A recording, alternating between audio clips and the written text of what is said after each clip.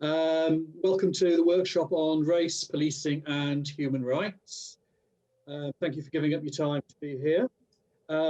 Just a bit of background, the workshop's organised by Amnesty International as part of its Festival of Social Justice in the Midlands, a series of events throughout April and May, hoping to bring people together involving the creative arts, alongside workshops such as this. The aim is to highlight the importance of social justice, human rights, and the very important link between justice and rights.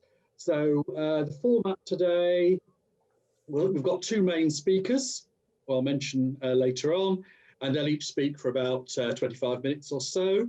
We'll then take a 10-minute comfort break, and then when we return, there'll be a question and answer session with the two speakers and some opportunities for general discussion, brief summing up at the end, and we'll certainly all be finished by 4 p.m. if not earlier. I'd like to hand over at this point and thank in advance John Wall of QUAD. He's going to explain some of the technical and housekeeping aspects, and importantly, how you can ask questions and get involved in discussions. Over to you, John. Thank you, Ashok. Just some very quick housekeeping then. This is a safe space. We want everyone to feel that they can contribute equally. With that in mind, any comments that we feel are goes against anything that's being discussed today, those people will be asked to leave immediately. I will be keeping an eye on any participants that come through for any problem areas there.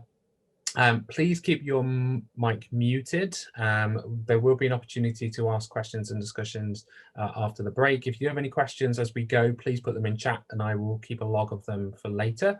The session today is being recorded. If anyone has any issues with that, please just drop me a line or turn off your camera if you wish to do so. And again, we'll have questions after a comfort break later on. So if anyone does have any technical issues, just send me a message in chat and I'll try and help wherever possible. Okay, thank you, Ashok. Okay, yeah, should just very briefly introduce myself. Ash Venkatesh. I've worked in education locally for some years. However, I have no specialist knowledge of the topics under discussion, and I'm really, my role is simply to chair the event this afternoon. Fortunately, we do have some people with a lot of experience and expertise in these issues, and if I could introduce now our first speaker, who is Sonya Robotham. She's a local activist, an anti-oppression activist, active in the Derby area. I'll leave any further introduction to Sonya. Sonya, welcome. Thank you, Ashok. I just wanted to quickly say thank you to IMTIA and everybody else who's been instrumental in organising locally, really important. My name's Sonya Robotham, as Ashok has said. I wear many hats in the community. Today I'm here talking to you about race policing and human rights. On another day, okay, thank you very much. I could be talking to you about some other but related topic. As I said, it's anti-oppression. So thank you all for coming.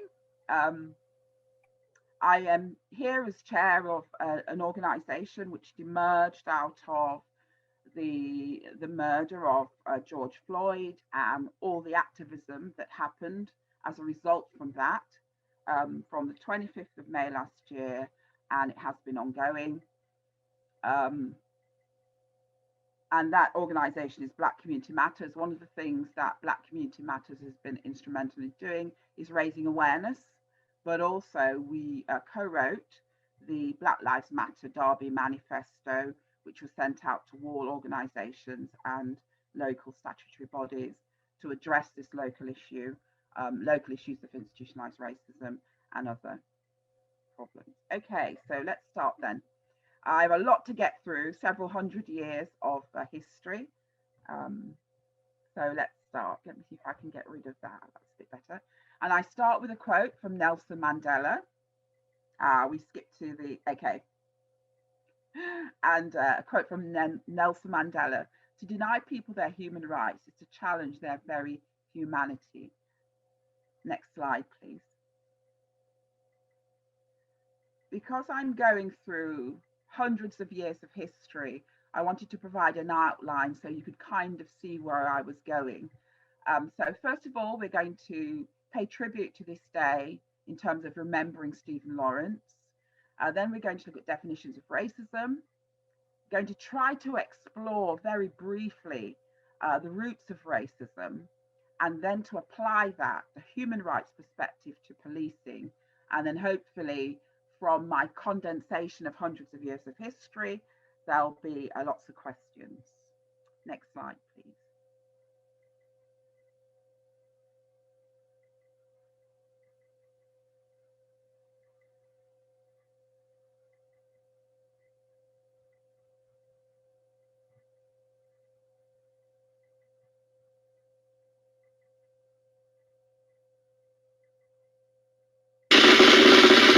I will never forget Stephen Lawrence, a talented student and loving son, adored by his parents, Neville and Doreen, tragically taken from them at the age of 18. My world changed on the 22nd of April 1993. News headlines read "Murdered by white youths at a bus stop, innocently." That was gut-wrenching and stuck on my mind. Chosen randomly, wrong place, wrong time. His black face could easily have been mine. It was my George Floyd moment back then, you see, and it still makes no sense to me. For an unforgiving family trial, where even Nelson Mandela came to raise the profile and walk the long walk with the Lawrence family, shaming the Met and the Race Relation Act's inadequacies. The fact that the act is needed at all is a failure of a Britain that gave that famous call to a Windrush generation to come lend a hand to help rebuild this motherland. You tell me, how should I react when most choose to ignore the Race Relations Act that states socially, economically, educationally and more? To discriminate on the grounds of race is simply against the law. We know the law. It's not some apparition in black people's heads or chips on shoulders of race issues long dead. We see those not willing to admit to uncomfortable pasts, not knowing for us that these histories last. This is why it took 18 long years and a Macpherson report through blood, sweat and tears that saw the abolition of the double jeopardy law. 2 out of the 5 retried is something Britain never experienced before. A black family actually changing the law to bring about convictions that said, in 2012, 2 will serve life for killing Stephen dead. I wish I could say it's done and dusted and we're happy with pride, but it isn't. I can't lie. When black people like Stephen continue to die. None of this I've said is done to create any controversy. It's simply explaining what brought us here to support Stephen's legacy. In this moment of global unrest, where people of all ethnicities are voicing their protest, alongside black people, to say we will no longer ignore the racism we all deplore. And that's why we will honor Stephen with humility and embrace all the differences and diversity of our human race, in celebration of all Britain can be. in our families, our lives, and our communities. We will make the changes that we need to see, raising our voices in all we do. We will educate everyone that he is part of all of us too.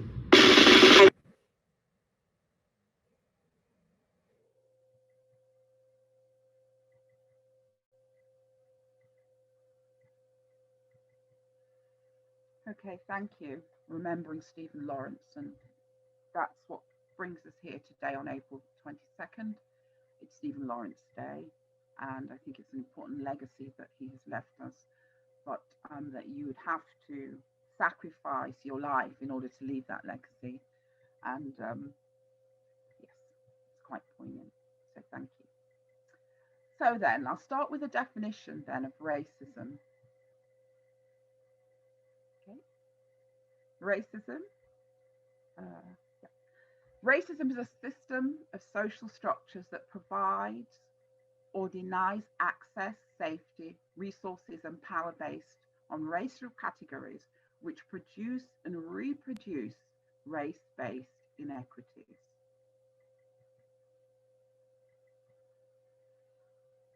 Next, please. It affects us on 3 levels minimum. As individuals, it's built into our institutions, and it's woven into the fabric of our culture. And so it keeps reproducing these inequities on an individual basis, on an institutional basis, hence the notion of institutional racism, and on a cultural basis. Now, bear in mind that culture and institutions cannot readily be divorced from each other. So you get this constant vicious cycle being produced and reproduced over and over again. Next slide, please.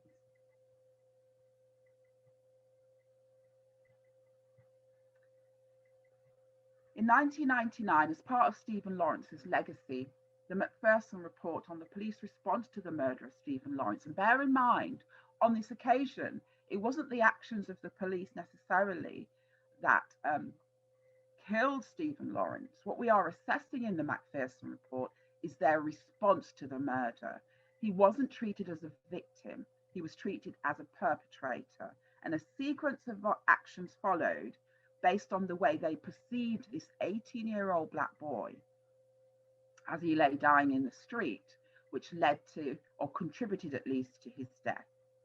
Macpherson argues that institutional racism is the collective failure of an organization, in this instance, he's talking about the police, of course, to provide an appropriate and professional service to people because of their color, culture, or ethnic origin. It can be seen or detected in processes, attitudes, and behavior which amount to discrimination through unwitting, ignorance, thoughtlessness, and racist stereotyping which disadvantages minority and ethnic people. Thank you. Next slide, please.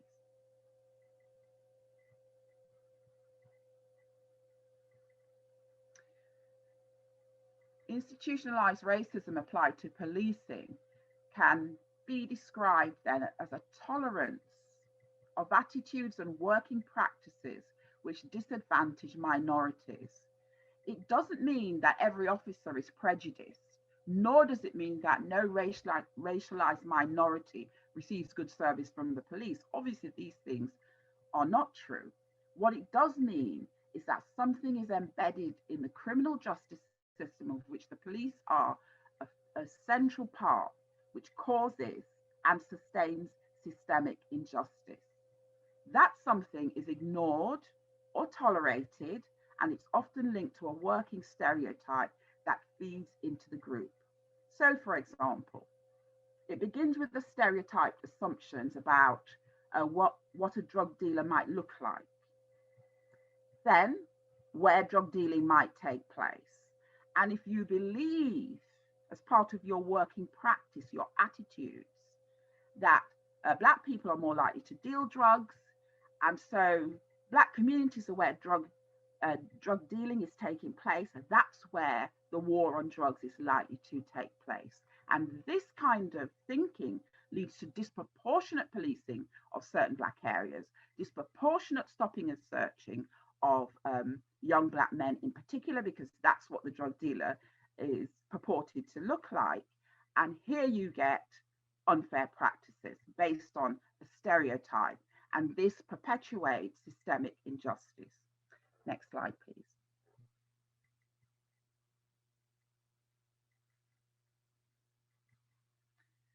We can't look at the whole issue of race and racism. I mean, very often we're focusing on the police and policing, but we have to look at a societal context in which racism is also being reproduced. And we look at the police, and we'll come later on to talk more about this, I hope. We look at the police because of the power, their discretion, and various other aspects of policing, which make the police in a unique position. But be in no doubt that the health system, the education system, the financial and banking system in every sector of society, where there is culture, where there are attitudes, where people are. Somewhere there you will also find aspects of racism at work. But here we're focusing on the police, but I still think it's important to look at things like Brexit. It seems to have provided a platform for people to express more freely and openly and in quite violent ways their racist attitudes, anti-Semitism, and also Islamophobia, views about immigration and ethnic and religious communities. Next slide, next.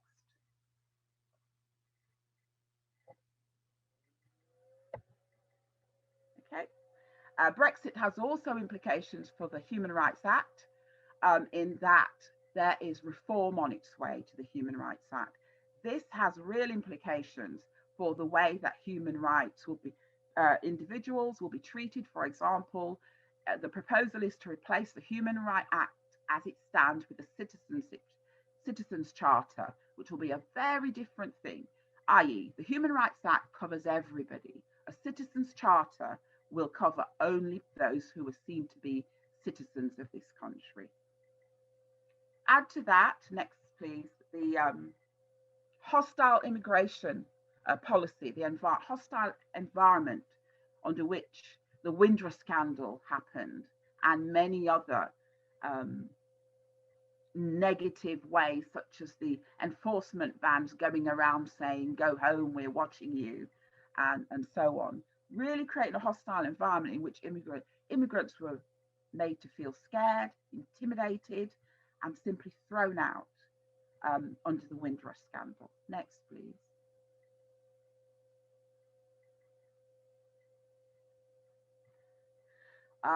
We've been affected by austerity for more than a decade, and this, of course, has led to economic hardship.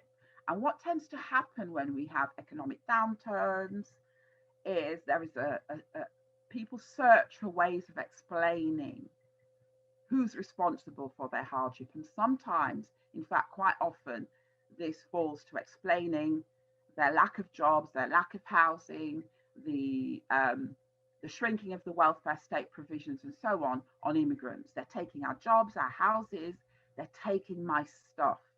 And this is facilitated by media reports, and sometimes even politicians really allow this kind of scapegoating to fester. Next, please. Hate crime is the... Okay, there it is. We also have all of this happening, feeding into, producing and reproducing the increase in hate crime. And for example, there's been a 30% increase in street-based anti-Muslim hate incidents and crimes in 2017, with 70% of those involving abuse or physical attack. You know, Muslim women walking down the street and having their hijabs pulled and, you know, being pulled to the ground and so on. Quite abusive behavior, and an increase of 70% in terms of that kind of behavior, all festering away. Next slide, please.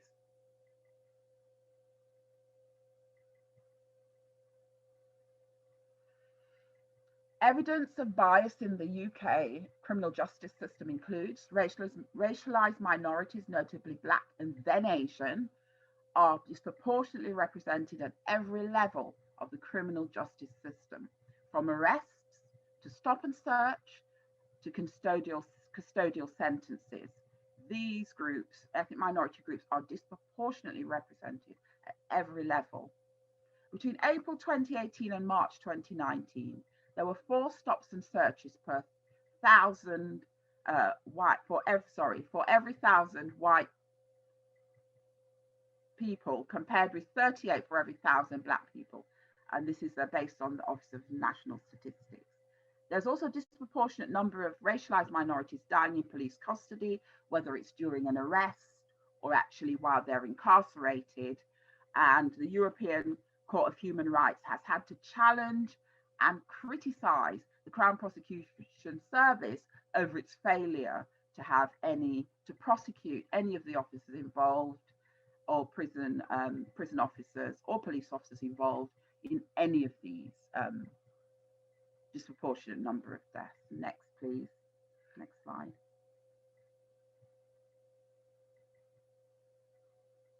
Okay. As part of this cultural mix in which racism is produced and reproduced in the 21st century, we have a persistence of stereotypes, thugs, aggressive, deviant, inferior, problems, always constructed in this way. And in particular, where young Black men are concerned, Blackness has become synonymous with criminality. And an example of this is what happened to Stephen Lawrence. Instead of perceiving that he was a victim of a crime, unfortunately, the police officers who turned up to that incident assumed that he was a perpetrator. They acted as if he was a perpetrator. They didn't call for help. They did nothing to help him that was effective. And the list of inactions, you know, are lengthy. These myths and stereotypes and racist ideologies can influence discriminatory policies and practice in the criminal justice system, which means that some groups and some people get no justice. Next, please.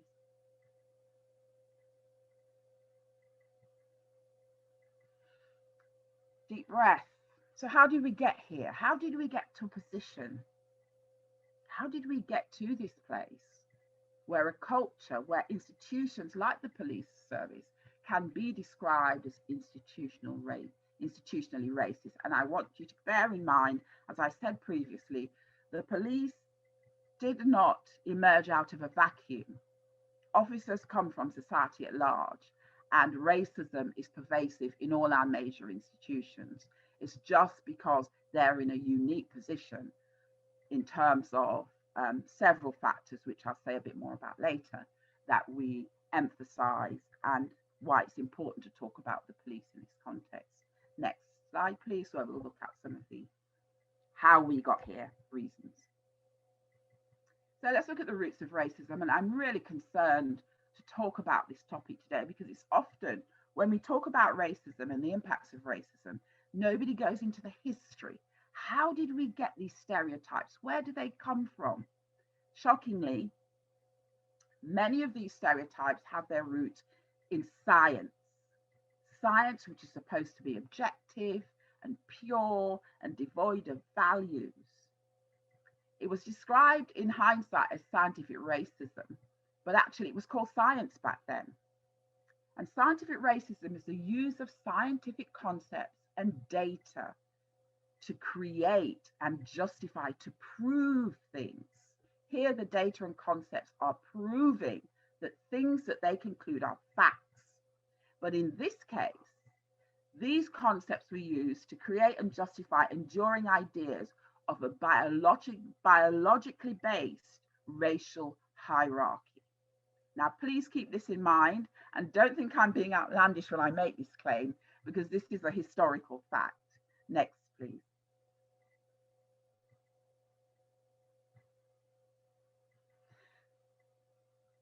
Philosophers, respected in their field, anthropologists, statisticians, geneticists, political sciences, psychologists, you name it, whatever field of expertise was out there, many of them contributed this scientific thought.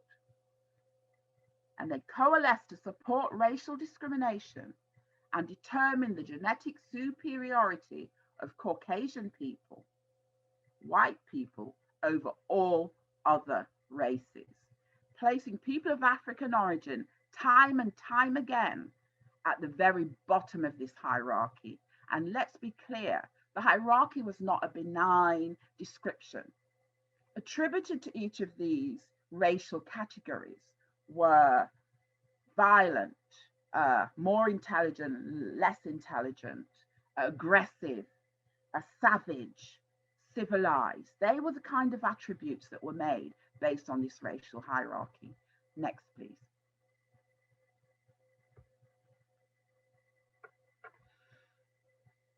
This is kind of what it looked like. Next, please.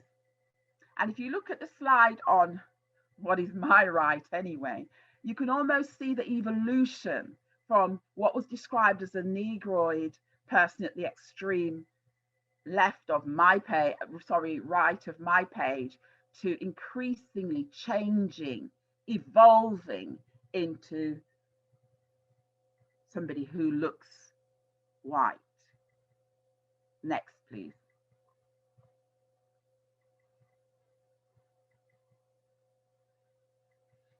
Ranging from Morton's assertion that white people had larger cranial volumes and thus greater intellectual capacity than black people. And he came to his conclusion in a very crude way. He simply got some skulls together from who knows who they were actually from, but he purports that they were from different races. He'd filled them with pepper seed and lead shot, and then decided, this one is bigger, so hence more intellectual capacity. This one is smaller, and so less intellectual capacity. This isn't science, this isn't objective. It was fueled with subjective notions about race at the time. Next, please.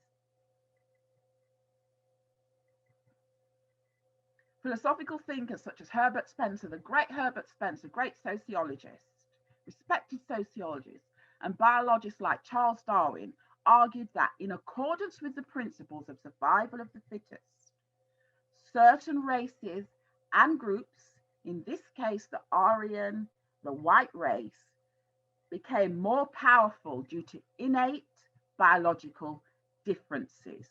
And these were the differences, next please, that were used to support the subjugation of people through colonialism, used to support the dehumanization of people in the transatlantic slave trade. Prejudices were normal, they argued, an inevitable outcome of evolution.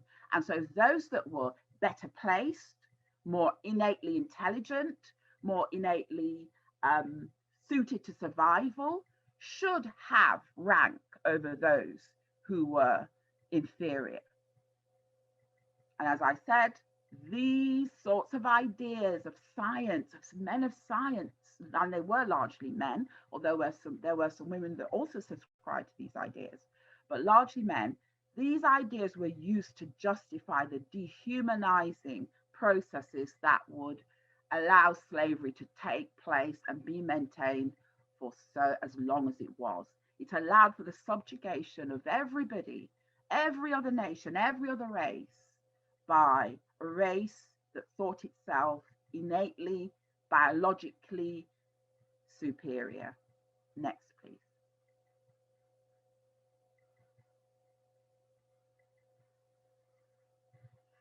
Middle of the 20th century, you would think that we would have said no, these ideas, and there were lots of, at this time, the ideas were being questioned, but you still get somebody like Kuhn, an American anthropologist, coming forward with his ideas about the hierarchy of the races. He divided humanity into 5 races: Caucasoid, white; Mongoloid, Oriental, Amerindian; Capoid, Bushmen and Hottentots, largely in southern Africa; Australoid, Australian Aborigines, not Australian people of European origin, but particularly Australian Aborigine and people from Papua New Guinea and that sort of area. And at the very bottom, once again, the Negroid.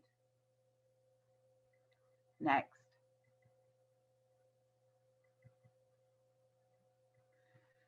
Quickly define human rights and start to apply to policing and why it's important. Human rights are defined as rights that we are entitled to by the mere fact of being human. Next. These are rights that can't be taken away from us. These are the rights that we have. If they are taken away, it's a part of a dehumanizing process by definition. Human rights are universal. They belong to every human being equally, whether you're rich or poor or male or female or heterosexual or homosexual. These rights are yours by definition of being human. So examples of human rights include the right to life, the right to personal liberty, the right to dignity, the right to freedom of movement, and so on. Next.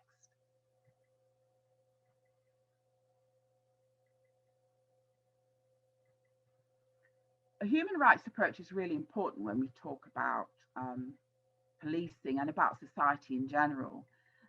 In the UK, though, there seems to be a reluctance to talk about human rights. We're more used to talking about equality. And when we talk about human rights, we tend to do so about the other.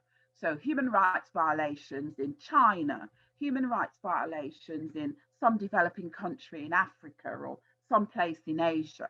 But we don't necessarily apply this to the UK context, and we should, because we are signatories to significant pieces of legislation, and a human rights vision of equality extends beyond just discrimination to include fairness, dignity, respect, access to basic rights that allow a person to participate freely and fully in democratic society, working alongside entitlements that we all have as members of society and ensuring that these are protected for everybody. This approach avoids othering. It avoids us talking about the other, them and us. Next.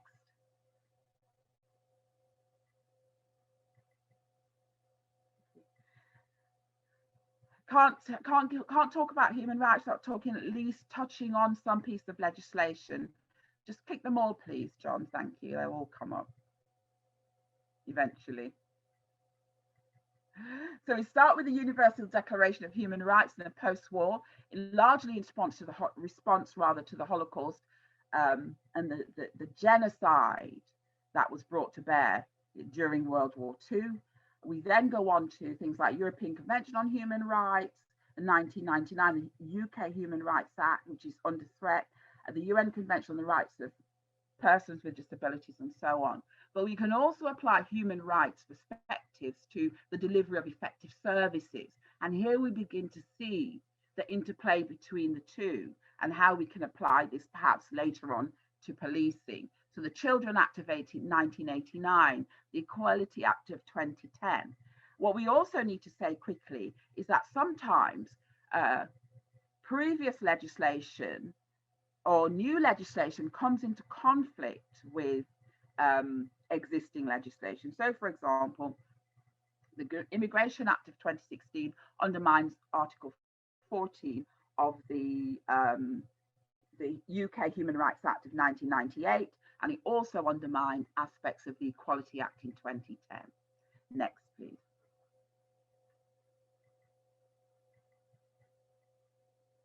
Benefits of a human rights approach. Generically, the international human rights movement has helped to create a world in which slavery, exploitation, genocide, apartheid have been repudiated. And with the adoption of the International Convention on the Elimination of Racial Discrimination is prohibited. If you are a signatory to that convention, as we are, we should not be engaging in any practices that can be seen to contravene that human right. A human rights approach counters, according to Eliot, any tendency towards the creation of a hierarchy of humanity which treats some human beings as less than. Thank you. Next, please, John. Okay, so when the police violate human rights, the law enforcer becomes a lawbreaker. It removes from the law from the enforcement role, and what you're left with is purely enforcement. It's an assault on human dignity for those people who are being victimized by police brutality or the breaking of the law. It's an assault on the law and on public authority. You can go through these quite quickly, please, John, because I'm aware that I might be running over slightly. It's an erosion of crucial public confidence and support for the police. It also isolates the police from whole sections of community. The mistrust that is bred when they see the police have lied on their statements or done something wrong or committed an act of violence on their person or is disrespecting them in an encounter. Civil unrest and violence are also likely to follow because people protest. We've seen that in the last 12 months. And violence against the police is likely to go up as well. People don't know what will happen to them in an encounter. Fear comes into play, machismo comes into play, and so on. Guilty parties are also going free while the innocent are getting punished. Where's the justice in that? And this hampers effective prosecutions when they come to court. Victims are defamed, their families can also be defamed, they're left without justice and suffer psychological and physical. Imagine being in prison for something that you didn't do. Imagine having a report made up that you do. You think, I didn't sign that. I signed that under duress, and so on. When the police violate human rights, policing becomes more reactive rather than proactive, and it becomes, to my mind, a less effective force. Next, please, John.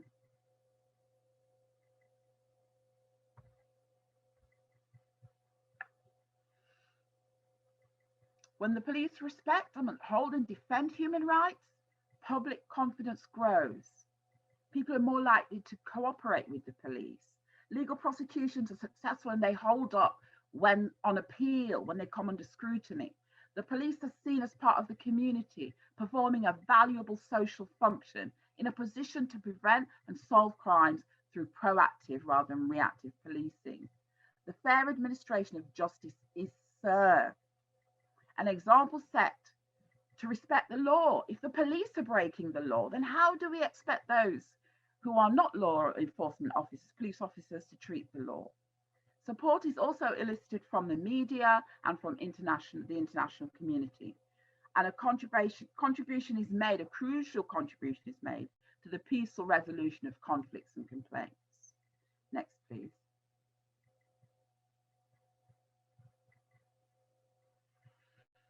Why is the issue of human rights in policing so crucial? There are lots of reasons, but these are the three big ones. First of all, the police are in a unique position of power. They are legally allowed to use force in carrying out their job. They have a lot of discretion in what they do and how they do it. We have to be able to trust that that discretion will be used fairly, that it won't be used disproportionately to penalize, to disrespect, to create harm. Secondly, the impact of having a criminal conviction on one's life can really destroy life and livelihoods, particularly where that person may be innocent, particularly in the case of Stephen Lawrence, for example, where it contributed to the loss of his life. And thirdly, we live in a democracy where the rule of law has to account for something. And human rights should inform the way that the police conducts themselves. How else can we continue to claim that the rule of law is a crucial part of a democratic society that we're supposed to live in? Next, please.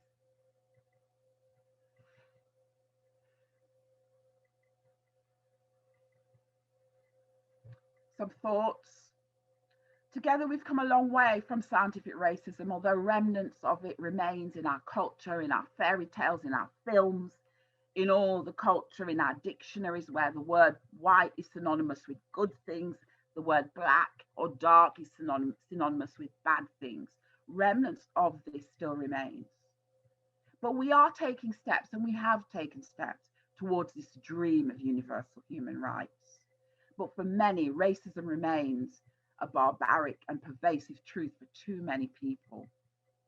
To stay where we are right now in 2021, the least we need to do is to recommit to upholding legal and moral obligations to prevent racial discrimination, particularly where someone's life and livelihood could be at stake, and to undertaking meaningful measures to promote equality and dignity for everyone.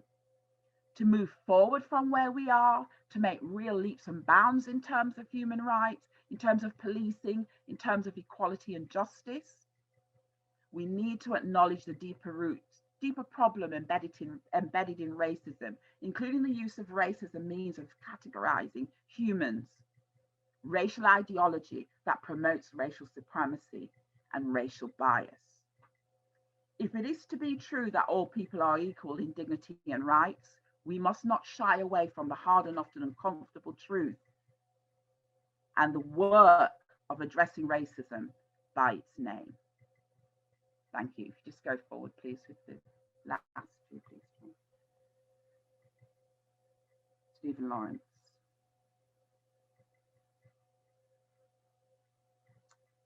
slide, please. Okay. Thank you very much, Sonia. Sorry, I didn't want to cut in there. No, just quick, if I could quickly, I know I've probably gone over a little bit. Quickly say that there is an event tonight. Booking is still available. That's the booking information. If you type in Remembering Stephen Lawrence Derby, that should come up. And also that I forgot to say earlier, I've been seconded to the Police and Crime Commissioner's office to do a piece of work on policing in communities in Derbyshire, recruitment, retention and community relations. That survey is still live until the 10th of May. Please complete it, be part of the change. Thank you very much. Okay. Thank you very much, Sonia. Thank you. There's a huge amount of very thought-provoking content there, and I'm sure many of the audience will have questions and points they want to make later on that. Can I encourage people to put those into the chat in order to keep things moving and to be fair to everybody? We'll deal with all the question and answers after the next presentation, and then we've got our short break, and then we'll come back for questions and answers. If that's all right with everybody. Okay, if I could now introduce our second speaker, Hardyal Dhindsa, who's the Police and Crime Commissioner for Derbyshire. I'll say no more, he can introduce himself a little bit further, and then the floor is yours, Hardyal. Thank you. Thank you, Ashok. Really nice to be here. Thank you, MT and the QUAD for organising this event. Yeah, the slides come up. Thank you very much. Just to say before starting, what I'm going to do is give a brief context of the current focus on institutional racism. I think Sonia has covered it really well as historical context and some of the challenges that still exist and some of the ones which have probably been progressed. Then I'll be talking about work on disproportionality, representation and inclusion in policing. And Sonia again mentioned that she was seconded by me into my office to really look at this from an outside independent perspective, because when you're in it, sometimes you can get sort of too involved and not really see the wood from the trees. And that was importantly triggered by the horrific murder of George Floyd. And I think it's really pertinent that this week, yesterday, there was a conviction of a police officer in America, which is unheard of when a Black person is murdered by the police in the job that they're doing. So that is a historic landmark decision yesterday, and that makes today's well, the whole month of social justice more poignant and more relevant. But we know there's still a long way to go. Then I'm going to give a bit of information about national and local work on hate crime that I've been doing at a local and a national level. Okay, next slide, please.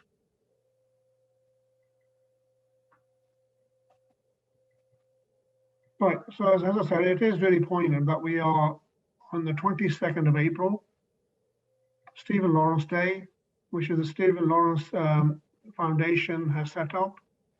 And it is really to look at celebrating positives about young people, particularly young Black people, and what I think could be called as Stephen Lawrence being a superhero, a hero that his brother described him as. And we need to sort of not only look back and look at the challenges, we also need to celebrate the positives of what's happening, and because that's what the Stephen Lawrence Foundation wants to do. Stephen Lawrence Day has been created 22nd of April, 1993 is when Stephen Lawrence was murdered, and that is the significance of today's event. In the United Kingdom, Sonia has already outlined, a lot of work has been done. She gave a historic legal basis. A number of shocking conclusions and events have led to a number of reports.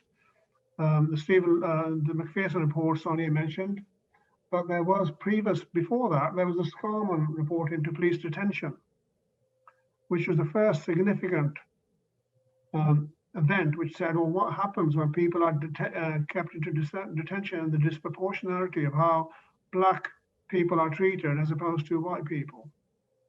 And that was a landmark position. And there's a theme. There are landmark points in history, but then what happens? Things move on, focus is lost, and then something else has to happen before another awakening and focus comes into the issue of discrimination, disproportionality, and racism. And of course, we've heard what Sonia already said about the Macpherson report, which found that the Metropolitan Police to be institutionally racist, and that assumption that looking at the Stephen Lawrence, who was bleeding to death, seeing him as an offender and a perpetrator as opposed to a victim who needs immediate help and assistance. And of course, that only came out as a result of the Macpherson report findings.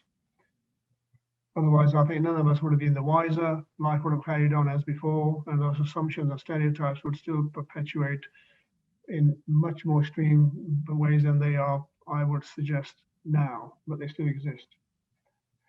There's a Lammy review more recently, David Lammy, of overrepresentation of Black and Asian minority individuals in the criminal justice system. It's sent a number of recommendations for different criminal justice agencies to deliver on. I, as the chair of the local criminal justice board, are holding to account agencies to see what they have or have not done so far. And the government also needs to be asked the question, what has been achieved against those recommendations? And of course, then there's the Angioloni review into deaths and serious incidents in custody. Again, Black people are disproportionately more likely to die in custody than other individuals. And of course, the death of George Floyd has brought back and reignited an international conversation on focus on institutional racism and disproportionality and discrimination. People say we need to seize the moment. I hope, and the sort of the conversation that Black Lives Matter have sort of generated across this country and across the world, seizing the moment is exactly one of the things said with all those other reviews. And I hope that the seizing the moment this time doesn't end up in the same moment. I detect there's a bit more vigor and intent and motivation to try to not lose this moment to make significant changes. And I hope that is proven right. And it will take all of us to do that. Although I am reminded of the Stephen Macpherson recommendations, the momentum, the progress on that was good at the beginning, but then it has faded. And I think the last 10 years of austerity did, I think, lose focus. And I hope that the reinvigoration that the George Floyd murder has triggered will not put us in the same position. And so we need to continue that momentum and not lose it again, in my opinion, maintain the momentum. Next slide, please.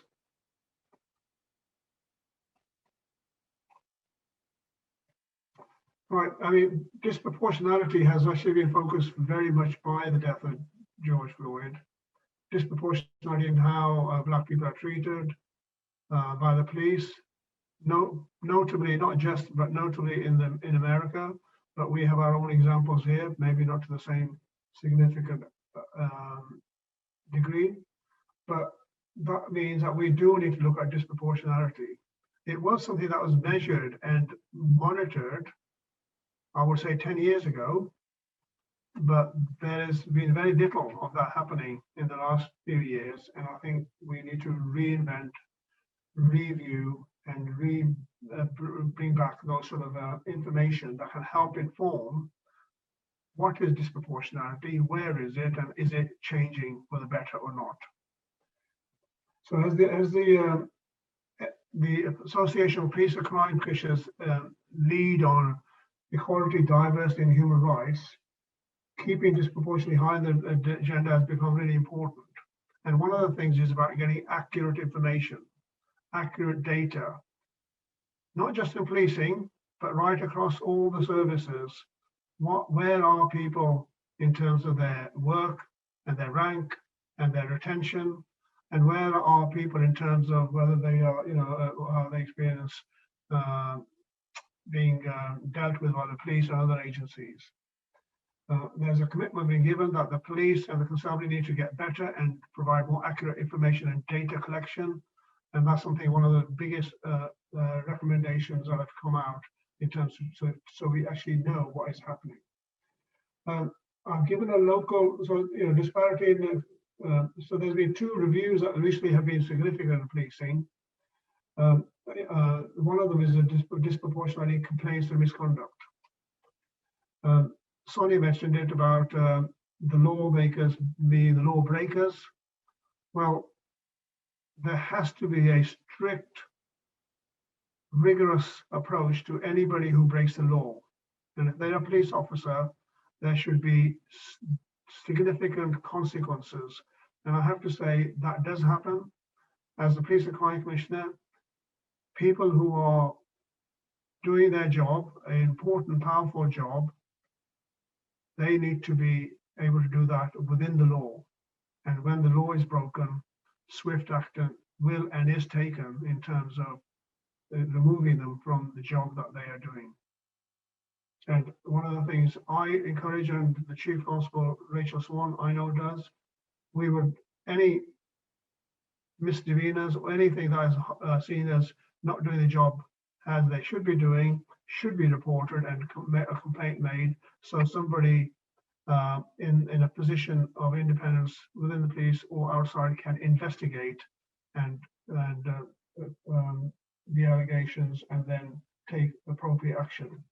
But in terms of disproportionality and misconduct, allegations of Black, Asian and minority officers were more likely to happen from their colleagues disproportionately, and not necessarily by the public.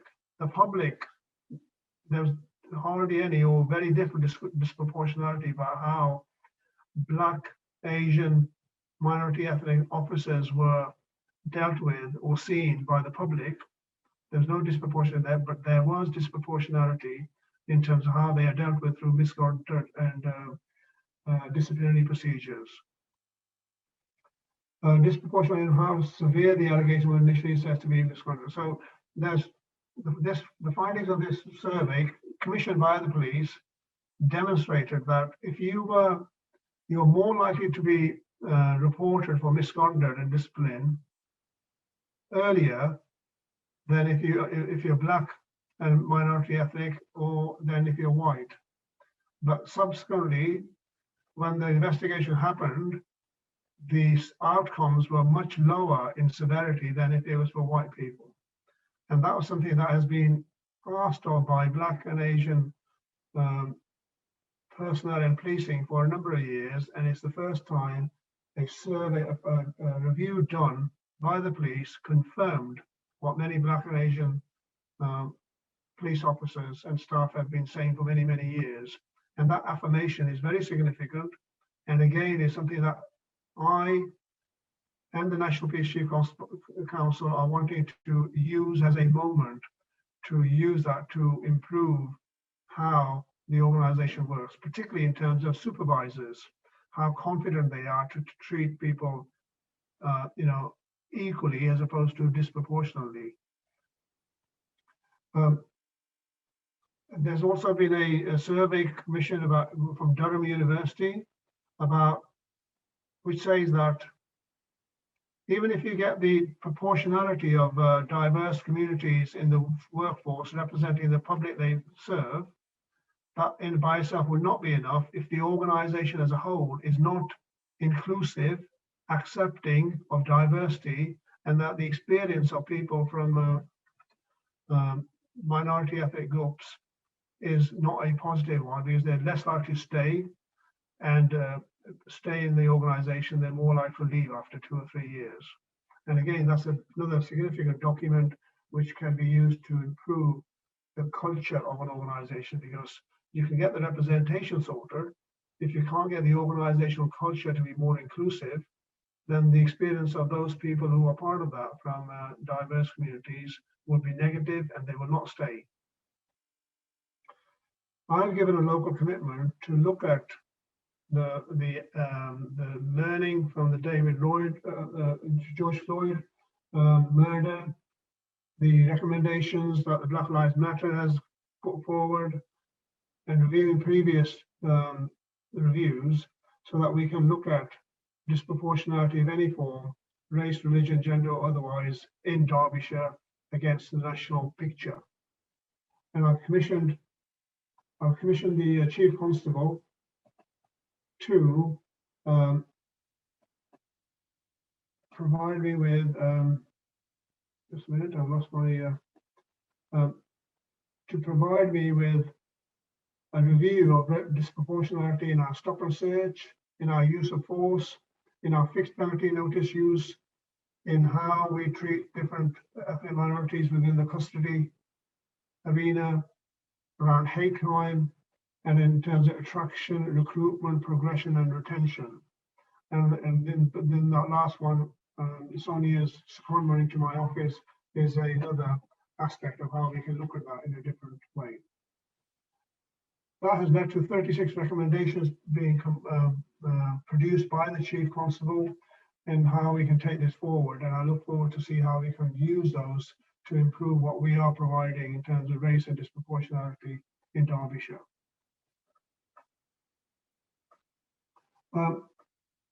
Stop and search scrutiny panel for members of the public to scrutinise use of stop and search and hold the force to account. I'm always looking at it. It's independent. It's more run from my office, but we're always looking to make sure that we get the right individuals contributing to that, so that scrutiny and accountability can be done in a way which is not just the police doing it for themselves. We also have an independent custody visiting scheme, the ICPA service, always looking for volunteers, always wanting to be for it to be more diverse than it is, so that it represents our communities. We have made some progress in that, but I would also always encourage people to volunteer to be independent custody visitors into our custody suites to understand what is and how people are being treated who are incarcerated. They may have done something wrong, but they haven't lost their human rights.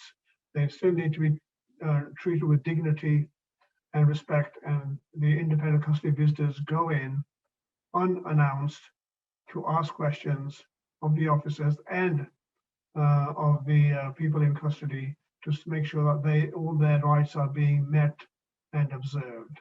And if not, there's an escalation process of raising this with the custody staff, their managers, and if that is not responsive, with myself as a police and crime commissioner, so that I can hold the Chief Constable to account. Next one, please. I mentioned representation and inclusion.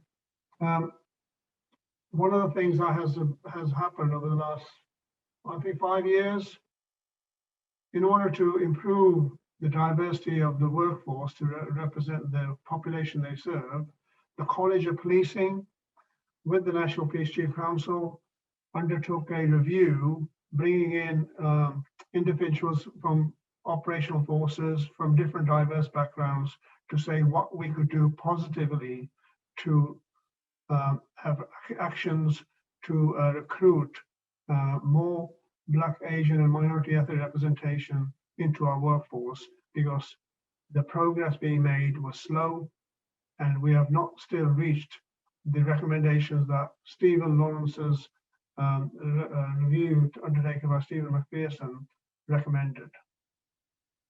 Until recently, there was no force in the country whose workforce reflected the population they were serving. Now, in this last year, there have been some, but they are small forces where small numbers can make a significant difference. Some of the larger forces, like the Metropolitan Police, the West Midlands Police, Bedfordshire, Greater Manchester, where there's large ethnic minority populations, we are still not achieved that goal. And positive action has been now running for 5 years. When it did start, there was a debate whether positive action is enough and whether we need to consider positive discrimination as a way to to improve the representation of ethnic minorities in our police forces. The government and many still are against positive discrimination as a way of doing that, but the question will come back because it's taking too long to get to that point, and it could be 100 years or 45 to 150 to 100 years before we reach parity if we go at the progress we are making at the moment. The positive action nationally will say that it'll make 0.8% of a difference to representation by March 2023, and locally we're looking at 1% difference. Now they are small numbers, despite doing very positive practice and actions about how we can do that. And so the question will still have to be brought back. Some chief constables said we need positive discrimination. The majority are not in that position. And I think the same goes for police and crime commissioners. A few of us feel that we do need to get to that point, but the majority are still not there, and no government is considering that at this stage. And in terms of inclusion, we do need to do more. There is work going on, but I want to see how I can help the force to be challenged and help to do that.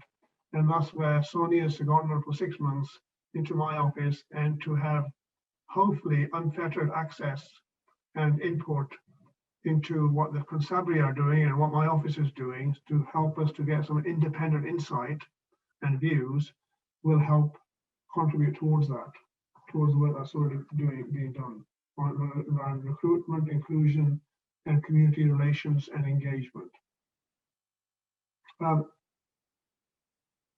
The one positive is that in terms of women's representation, we're up to 37% of the Derbyshire police officers are women. Over 51% or 51.1% of the overall workforce is women. We're one of 4 police forces that have reached that landmark. We still have a long way to go because our police officers are still, but we're moving in the right direction. That is a positive. I want to see the same thing in terms of race. And one of the questions I have for the Chief Constable, if we can do it for women, what can we learn from that to make it happen for ethnic minorities? Next slide, please.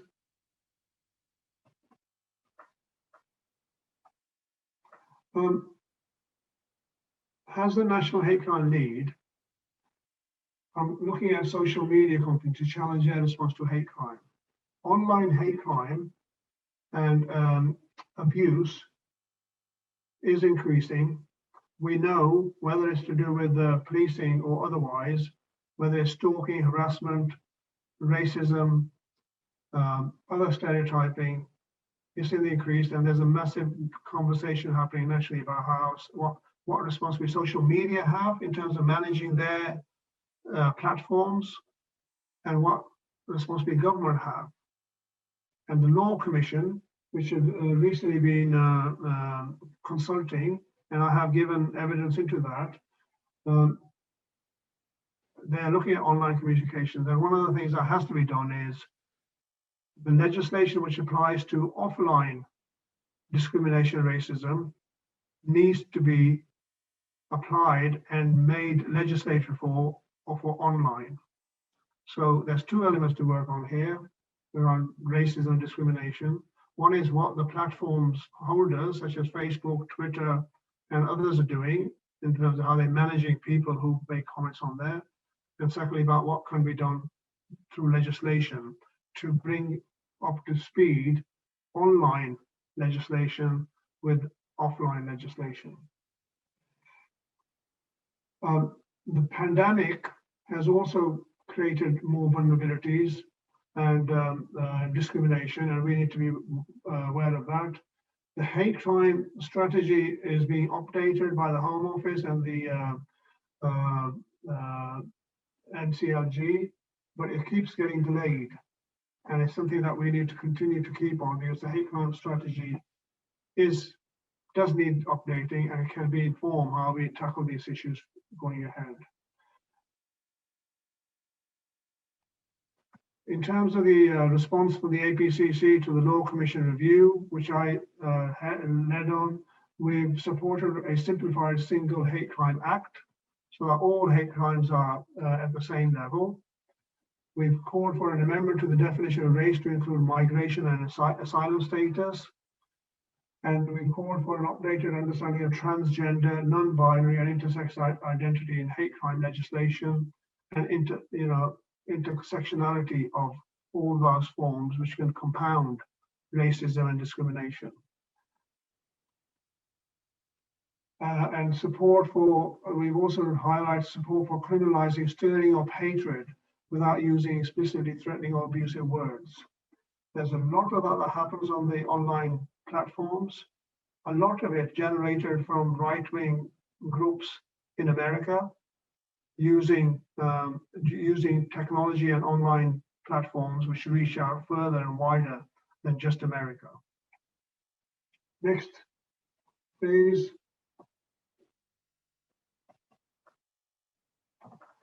So, I mean, locally, I have been trying to develop a new hate crime model for Derbyshire.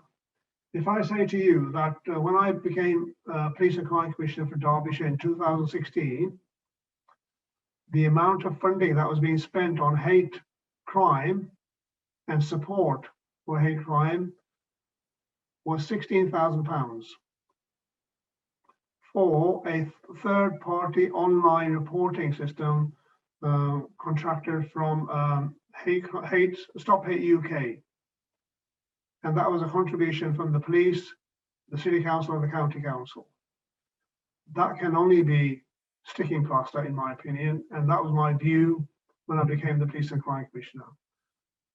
My role is operationally to deliver policing through the Chief Constable, set policy, strategic direction, and hold and be the voice of the people in representing issues and concerns for operational policing. I have a second role in terms of commissioning victim support services. And one of the things I've done is I've boosted funding for victim support services. Yes, for sexual abuse, domestic abuse, exploitation, but also for hate crime initiatives. I've commissioned Disability Direct and Derbyshire LGBT Plus to provide specialist services of groups vulnerable to hate crime. That's raising awareness and offering support and advocacy. The Multi-Faith Centre at Derby University to coordinate and improve hate crime services because of the few organisations still left out there. They need support, they need a network where they can have support discussions and share ideas.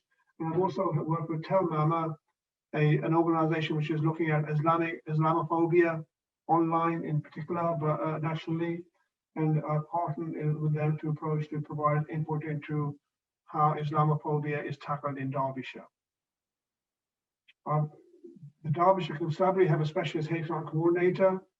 I would have preferred 5 for each of the protected characteristics, but we've got 1 at the moment, and it's something that I would want to work towards so that we can have a coordinator for each of the protected characteristics.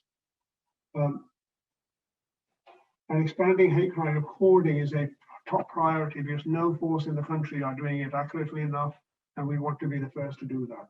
Next slide, please.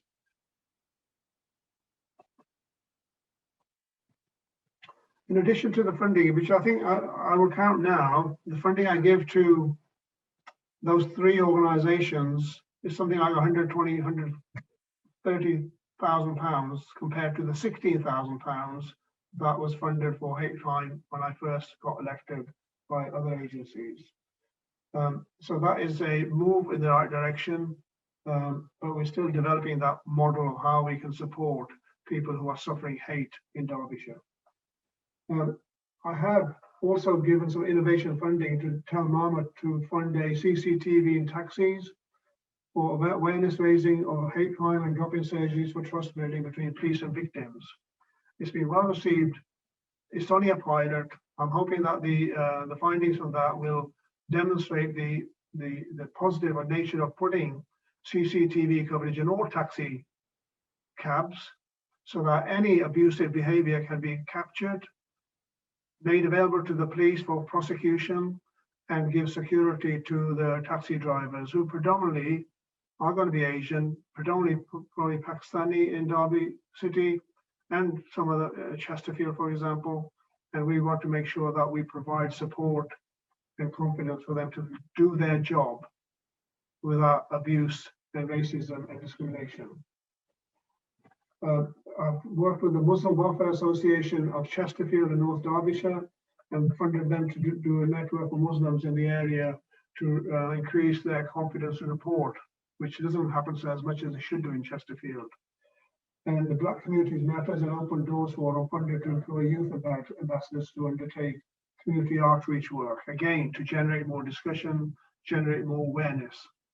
And the Windows Zebra Productions have been funded to create a short World War I film of a Sikh soldier to increase representation, education, and awareness, particularly for schools. I don't know if people are aware that there was a film where Dunkirk, I think there's one Sikh soldier referred to, and somebody made the comment that, well, there's no ethnic minorities in the Second World War, and why that was just a sop to diversity. Well, there were hundreds of thousands of Asian from the Indian subcontinent, and hundreds of thousands of Black Americans, other Black soldiers who contributed not just to the Second World War, but to the First World War. And therefore, I'm hoping that by giving the final bits of funding to the Windows Zebra Productions to produce this film, which can be shown in schools, and to raise that awareness and re-educate and rewrite history in the way that Sonya described, how it has been written differently by using science, by using legislation, by using other methods of re-describing what truth is and reality is from what it is.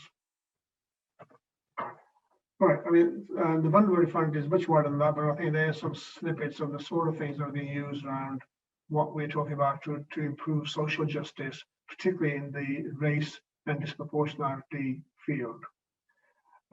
Thank you very much for that. The last one is about questions and answers, but I think I'm going to hand back over to Ashok for him to sort of take us through the rest of the proceeding. I'm sorry, myself and Sonya have taken us over time in terms of the schedule that was there in the agenda. No problem. We very much appreciate you giving up your time to do this, so I wasn't going to cut you off. We do need to have a short break now. We will keep it to absolutely no more than 10 minutes. So 10 minutes time from now, we'll get started on some questions and answers. If people who would like to ask questions could please put that in the chat, then John will scan through that and we'll call upon people to ask their questions in about 10 minutes time. Okay, thank you everybody. Thank you to both speakers as well. Thank you. See you soon. Have we got a reasonable number of questions? We've got a few questions, yes. What I'm going to do is just see if people want to ask the questions themselves rather than I or Ashok read them. So I've got a question request from Sue. Should I just jump straight in? Please. Yeah. It's not a question really. It's a bit of a contribution to hopefully to the debate, because sometimes there's a big call, especially when we have things like the murder of George Floyd and obviously Stephen Lawrence's case. There's a big focus on why individual police officers act the way they do, as if they somehow are completely floating around in the ether and not actually attached to what's going on in the rest of society. And it's just this kind of like one bad apple being rooted out and then everything will be okay. And I think it's really important to address that, because that isn't the case. I mean, I put in the chat a little while ago, the whole narrative around the murder of George Floyd by a serving police officer is already being tweaked by all the media have been referring to him as ex-police officer. ex-police officer. He was not an ex-police officer when he committed the murder. He was a serving police officer. And I think it's really important to remember that. But it's also important to remember, I think, that the police don't act in isolation. They are a tool that is used by the society that we live in, those people that control and rule over us, the people that run our society, use the police as a tool, and you can't see the police in isolation. So we've got a society in this country at the moment where we have the whole reliance in schools on this so-called British values. What does that say about people who don't necessarily identify as British, or people who do identify as British, but other British people don't identify them as British? What does that say about them, that they're of no value? We've got the whole thing about the hostile environment. Again, what does that say? It says that people of colour, people who are refugees, people who are whatever, they're of no value, that they shouldn't be here. And if we take just looking at the police without looking at what's happening in other institutions in our society, then I don't think we're ever going to understand why it is that under certain circumstances, the police behave in certain ways. And I think that's why it's so important at the moment to look at what's going on with the government and look at how there appears to be a concerted attempt to roll back the effectiveness and the gains and the popularity of the Black Lives Matter movement, of XR, of all the protests that were happening last year and before. And try and actually roll back on that and try and say that there is no explicitly say that there is no institutional racism with the Saw report in this country, so that it makes people who are saying there is look as if they're making it up, have a chip on their shoulder, all that stuff that gets put out by the right-wing media. So although I'm not a fan of the police, sorry Hardyal, nevertheless I don't think that we can simply say the police need without looking at what we need in the rest of society to try and tackle racism. Thanks very much, Sue. Hardyal, did you want to just, on the specific point about attitudes within the police service, did you want to give you a chance? Did you want to say something about? I mean, first of all, can I agree with Sue that it's not the workforce of the police are going to reflect the society we are in. And there are societal issues that we haven't sorted. And if they're not sorted, it's more difficult to sort an organization like the police because numbers can make a difference, but inclusivity and wider culture and how people see stereotypes in the way that Sonia described, how we can put people into pigeonholes is really, really important.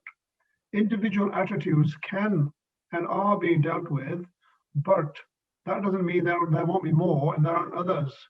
So I think there's a greater focus. It's more awareness and more motivation, but that doesn't by itself do anything. Organizational, cultural views and experiences come from society, and that's one of the reasons that we're trying to make sure in this country, and I think. I'm sure other places as well, the diversity of the workforce reflecting the populations is just a starting point. It will not solve the problem. It will be a starting point, and we still are not getting to even that after 1999. In the last 20 odd years, we still haven't managed to reach that particular recommendation from the McPherson. So that isn't just about policing, that's about society as a whole. And so there is definitely, we need to look at that in a wider context. And in the police, being in a position of authority myself, when I can hold the chief constable to account, it still is not an easy task, because people in positions of power only stay there for a short time. Even chief constables, if they have a lifespan of say 4 or 5 years on average, the maximum is about 10, 11 years for a chief constable. An organization can outlast particular focus, if you don't have consistency of policy, and you know that, Ashok, from your time, in terms of legacy structures and systems and processes that are left behind when people move on, and so that people don't come in, new ones don't come in, have to start from scratch or start from a different point or from a different direction. And that is something that I'm trying to do in policing, and that's something that we need to do across the piece, because any one of us, as a political elected person like myself, or a chief constable who at the end of their career are trying to sort of make a difference, they only got a senior management. I get total 100% understanding with the senior management team, but they can only reach so far into their organization, and they're only there for a short time. And that's sort of legacy systems and procedures that outlast personality, individuality is still a goal that we need to achieve, not just in policing, throughout organizations where institutional racism still exists. And just on that point about the Commission's review by the Prime Minister and the findings, you have to think, was it done deliberately? Do you put in charge of a review a person who has certain views? And would you find it surprising if they make those conclusions at the end of it?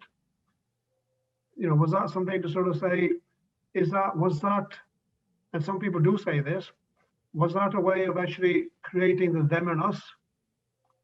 Because if you have a them and us, it's easier to coalesce your support around one view and against all others.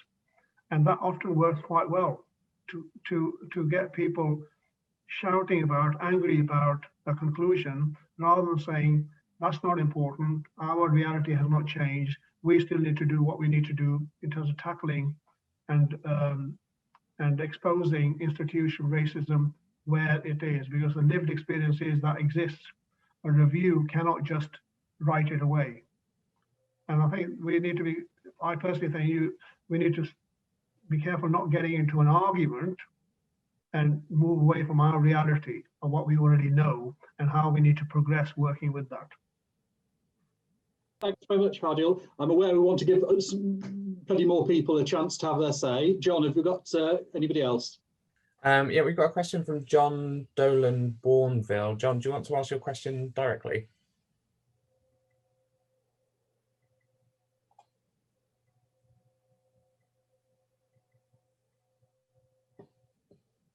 Sorry, John, you're still muted. Yeah, pardon me. Yeah, so I was just saying thank you, but to everybody for what they're doing. I suppose I was thinking back to Sonia's talk earlier and about how you increase awareness of and empathy with human rights and human rights causes in the wider community.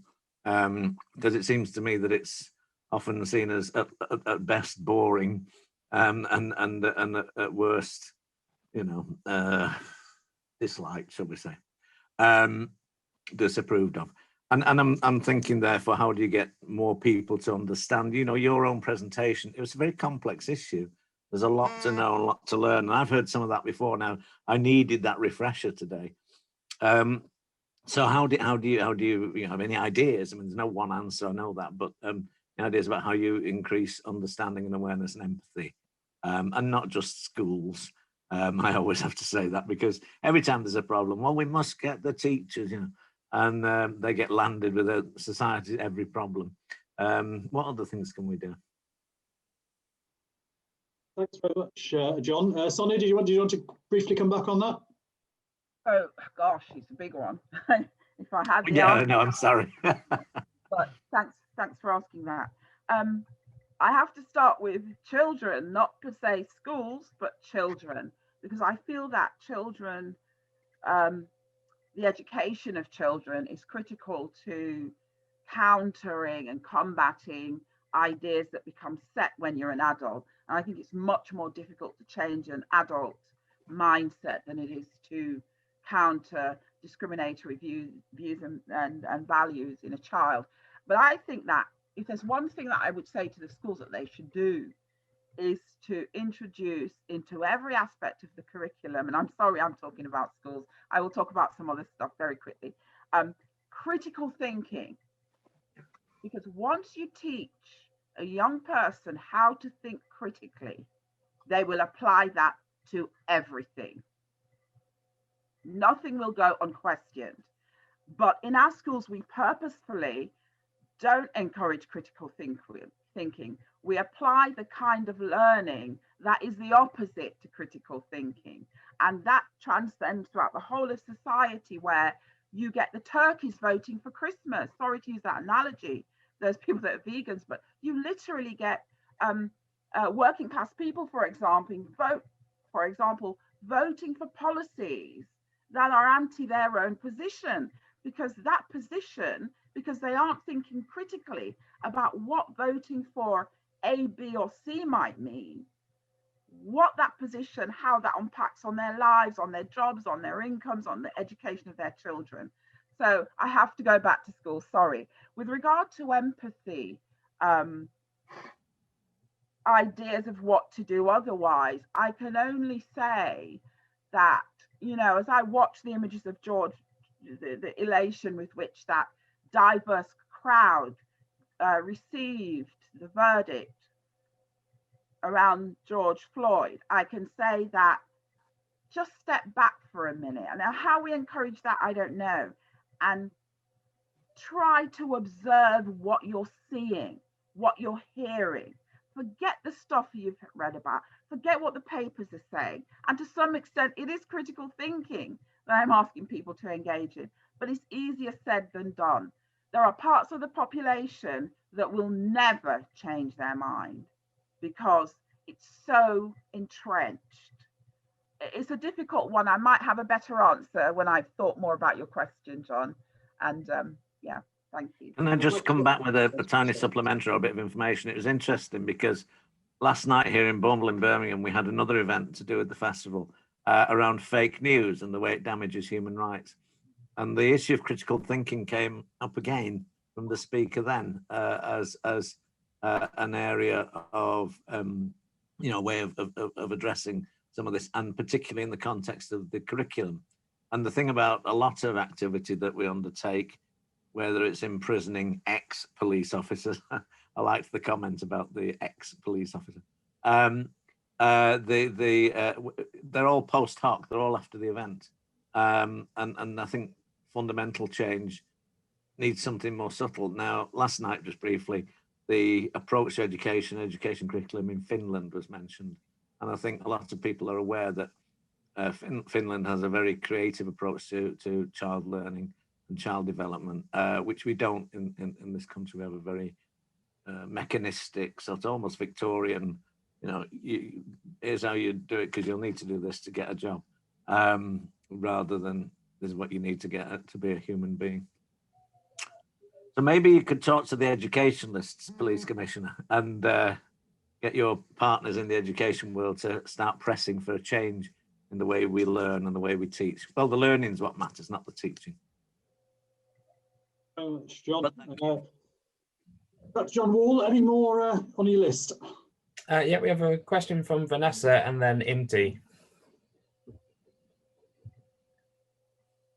Hi, thank you. I'm really pleased the event's happening, and thank you to all the speakers and organisers. I've got a couple of quick points, but they're quite specific things. I hope that helps. So one is I use the word service rather than force, but sometimes I still slip into using force to describe it because it's so ingrained in our society. I just wondered the speakers' views on the different way that identifies a fundamental sense of purpose and intent, and how a simple word can be quite powerful. Also the role of independence. I know that independent lay members of the community visit custody to check what's going on and scrutinise, and hate crime panels, and I feel those are really good tools. But I wonder, seeing as we've known for so many years disproportionality and stop and search, why it hasn't been used there yet, and wondered everyone's thoughts on how we could perhaps play a more community role in advocating for best practice to address this long known disproportionality and stop and search. Also that the legal tools already on offer to police services to do positive action aren't being used in full. So I'd be in favour of positive discrimination, though mindful of the backlash challenges that it could create. but a lot of police services aren't even using the legal tools already available to them to do positive action to attract, recruit, train up and retain a diverse workforce.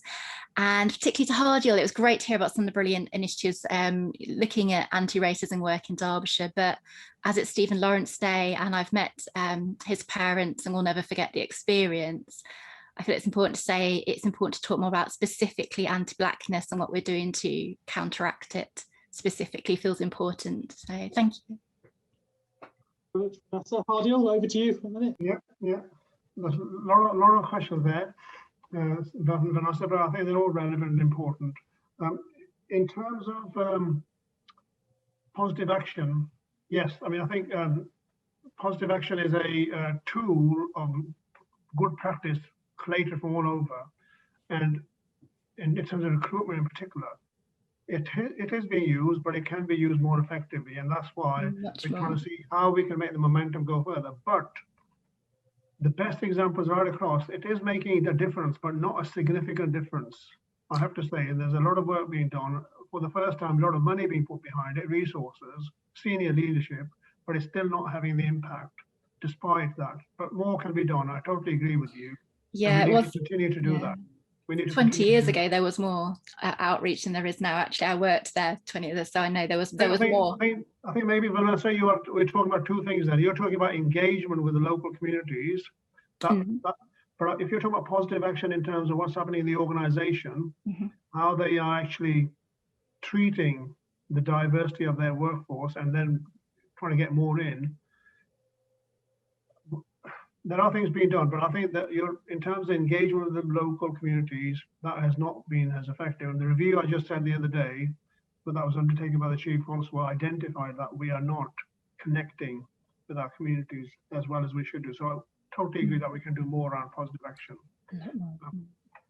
In terms of the Stephen Lawrence, the Black issues within policing, one of the things I've been trying to do is actually break, sort of have more granular information rather than just ethnic minorities and white and non-white, and look at what is the makeup of the different diverse groups. So for example, I know, and it's not just locally here in Derbyshire, but nationally, that we've got probably a better representation of Asian Indians in the police service or constabulary, then Pakistani Muslim communities, then Afro-Caribbean and African communities. The least proportional representation or further away is the Afro-Caribbean. So that's one of the things I've asked to say, well, we need to look at the different types of ethnic minority groups, and that's something that's been borne out not just here but across the country as well.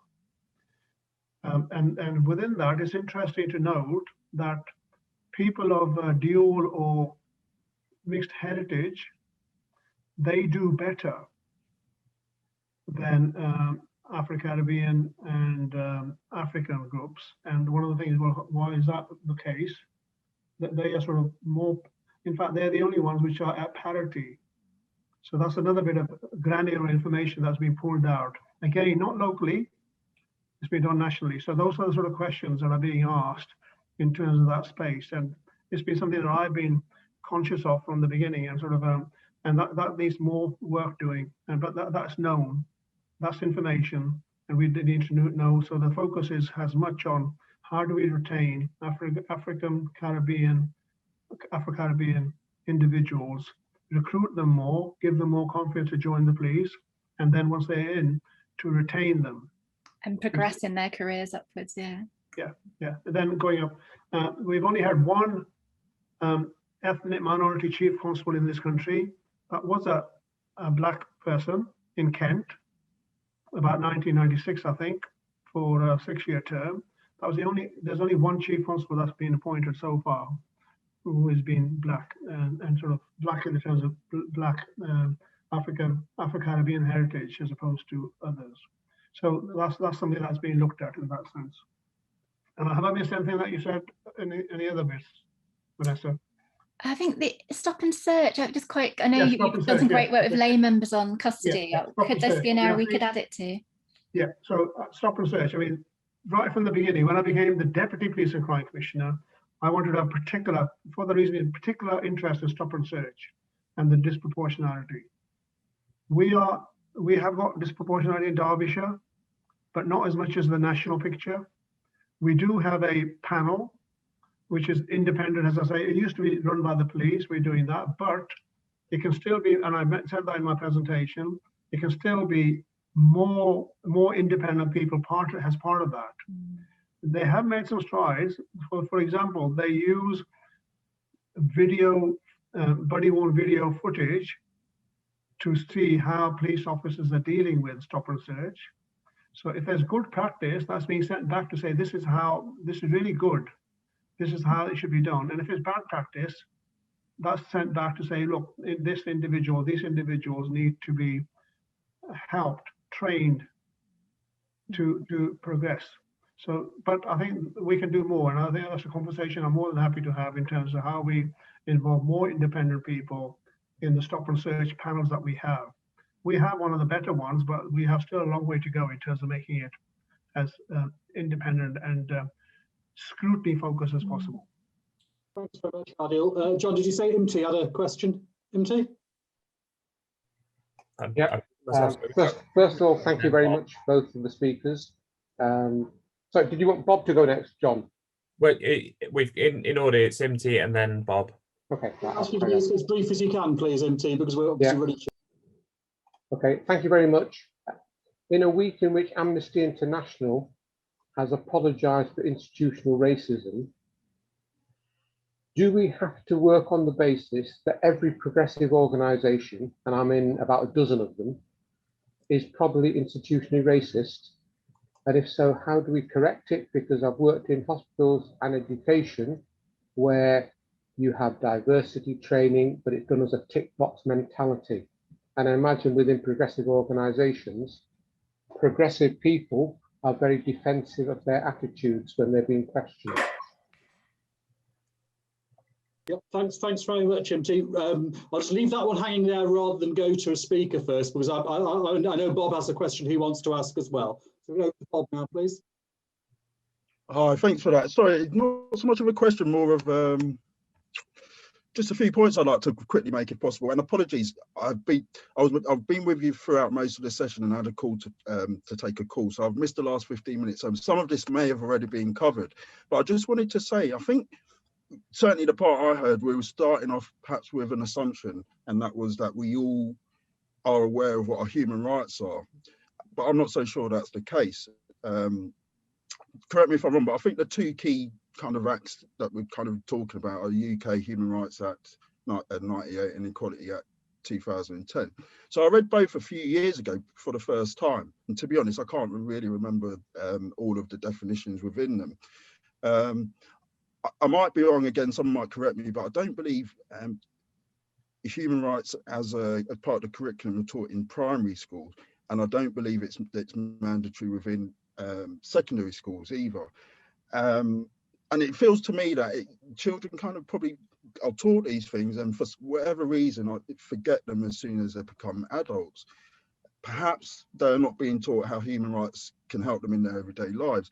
And I know in this country, we don't have a written constitution, and I think about America and the way they talk about their constitution, and it's something that, you know, you go to America, everyone knows their constitutional rights, etc. And I don't think, whilst it's obviously it's different, I think it's similar in the terms of over here we don't see it in the same way. I'd also say, you know, I could tell young people in America clearly brought up to know the Constitution and know their rights. And for some reason, again, I don't know why it doesn't seem to be the same here. How many of us in this meeting will be able to say what our human rights are? I just don't know. Me personally, I can't, you know. Perhaps we need to do more to educate young people, I suppose, and people in general about the importance of knowing their human rights. If I walked around the streets of Derby and asked people if they knew what their human rights are, I'd probably get some funny looks. you know, and I think the overwhelming majority of the answers will, I think you know what it will be, no. So the next time, and it's important because obviously the next time the police or any other organisation attempts to violate your human rights, rather than waiting until trying to seek redress through normally complex legal systems that aren't set up for you in the first place, you may be able to actually prevent that violation happening in the first place. And so obviously it's important. And that's sometimes enough, just knowing your rights is sometimes enough to put organisations off from even attempting to violate your human rights. So I welcomed Hardyal Police Crime Commissioner's comments on stop and search.